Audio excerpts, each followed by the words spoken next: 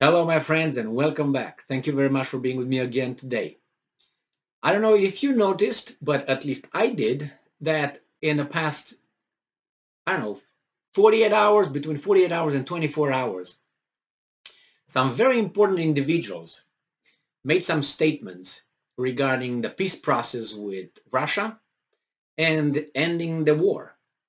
Besides the fact that the Prime Minister of Great Britain was kicked out, and as I stated, and I continue to say it was not because of the ladies of the night and some drinks, no social distancing and so on, which is bad in itself because, it shows a double standard.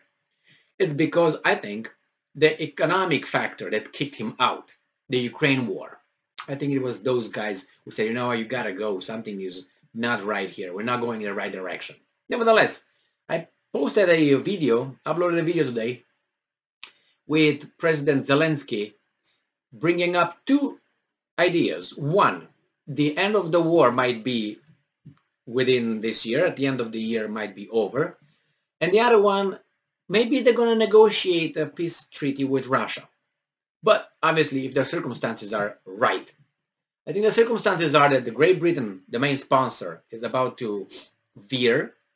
Secondly, fall comes closer, right? Autumn. Cold air comes closer. The Europeans will say bye-bye. And I think those are the main ones. And now we got a third one here. Besides the fact that I think the Ukrainians are losing. And something happened about 3 weeks ago, like this, collapsed. We have this article from Ukrainska Pravda, very important. I never heard this kind of talk before, coming from a Ukrainian official, I would say. So it's from today, July 8, 2022. Reznikov names 3 scenarios for the end of the war. Have you ever heard this? Now maybe you don't know who Reznikov is. I know his face, but I can't put a face. This guy, just so you know, this guy. All right. Anyway, so it says here that Defense Minister Oleksiy Reznikov. Now we know who this guy is. As I said, by the face I see, but the name no. The end of the war with Russia, including the collapse of the Russian Federation, Ukraine's victory on the battlefield, and another alleged, and I'm quoting, gesture of goodwill by the Russian Federation. Okay, none of these 3 scenarios is stupid. They're all in the realm of reality and possibility. Let's go. Reznikov at the Forbes Ukraine Building Together conference said, right, and I'm quoting, the first scenario would be approximately the same as the goodwill the Russians pronounced when they fled from Kiev Oblast, Chernihiv Oblast, Sany Oblast, and Snake Island. I therefore think it would be broken into a chain of several events. Firstly, we would take up the position prior to 24th of February of this year, then there will be some conversations about the status of the previously occupied Donetsk and Luhansk and Crimea, but at the table with our powerful partners.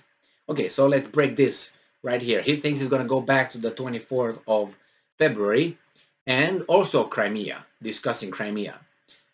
He didn't say anything about reparation, but that's probably is going to come later.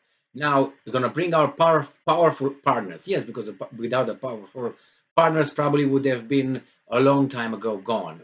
Even though I don't think so, because I don't think the help from the partners is so great. Maybe with logistics, but as weapons, I don't really think it's very substantial. But that's me.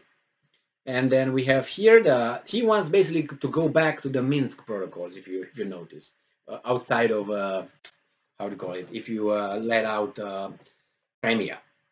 Now, details. According to Reznikov, there will definitely be no Minsk 3, and there will be no capitulation agreements. No one will negotiate with a gun to their head. Is that including the Russians?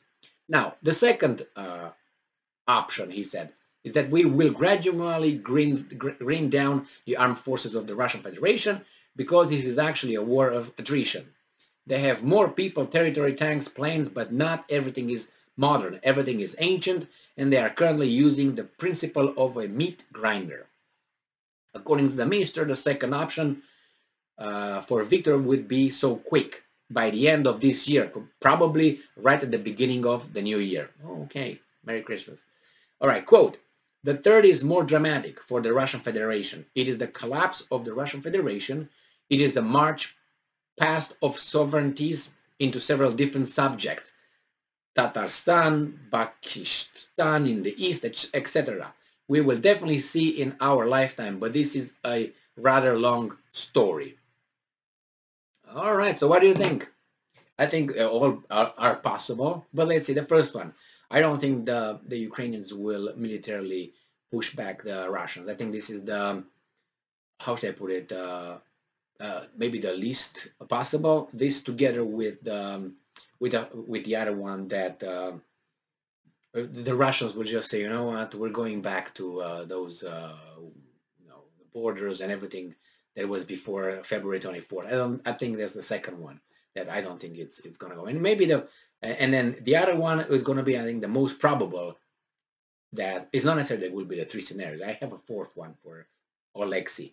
So the third one is obviously that Russia will be destroyed from within, will collapse, implode, like Soviet Union did. The same scenario. Putin will be gone. Lavrov, whatever. You know, all these guys. You know what I mean.